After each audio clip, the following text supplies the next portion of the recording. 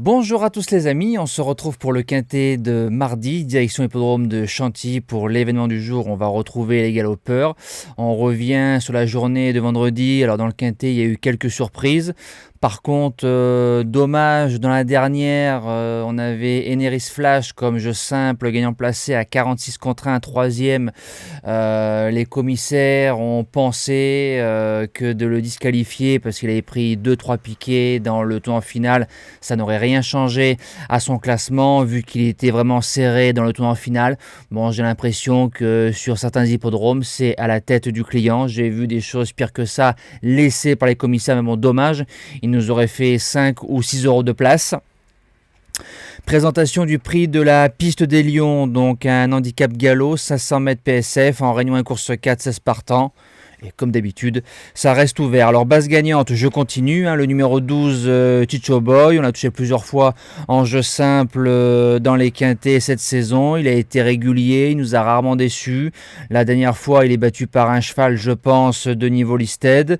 Il aura la corde numéro 5. Il aura 4,5 kg d'avantage par rapport à le nomade qu'on retrouve dans cette course-là. Greg Benoît qui est en selle. Franchement, il mériterait en cette fin de saison de remporter enfin son quintet. Allez, Chicho Boy. L'opposition viendra du numéro 1, le Nomade.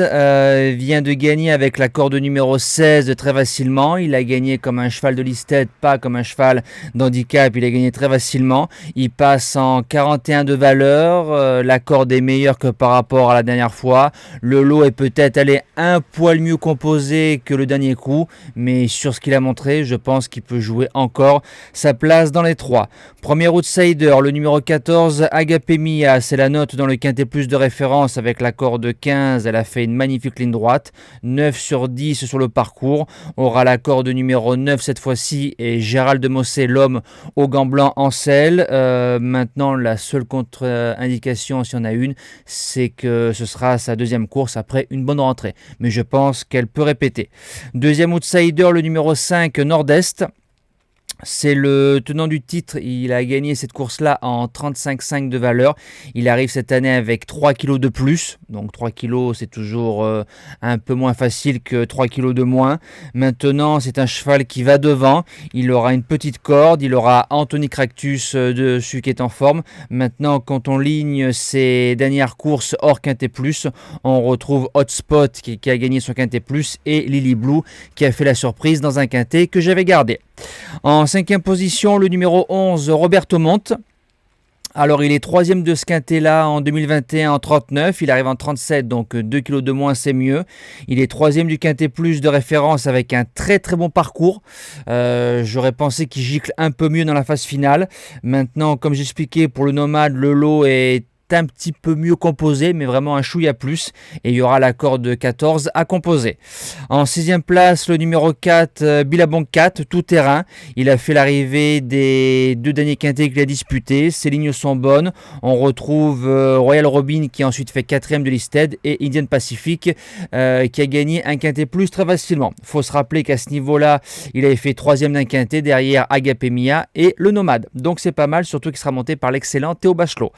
En 7e position, le numéro 3, Dartungi. Alors le cheval est supplémenté, 9 sur 10 sur le sable, 4e d'un quintet plus de référence fin octobre, une ligne où on retrouve Chicho Boy. Maintenant niveau marge, niveau poids, j'ai pas l'impression qu'il y ait gros de marge, mais si on l'a supplémenté, Jérôme Régnier, faut s'en méfier. Et je termine avec le numéro 10, Central Park West. Alors peut-être que Julien Philippon va refaire la surprise comme avec Plein-Beau récemment dans un quintet à Saint-Cloud. Faut se rappeler qu'il a fait 4e d'un quintet plus en 2021 en 42 valeurs. Là, il arrive en 37. Il a repris du moral gentiment dans des courses à réclamer. Il a 12 sur 13 sur le sable. Je me dis que si on le place ici, ça peut être un coup de poker payant dans cette course-là. Voilà, nous on se dit à demain pour un tout nouveau quintet. Ce sera de retour sur l'hippodrome de Paris-Vincennes. Passez une excellente semaine et bon quintet à tous.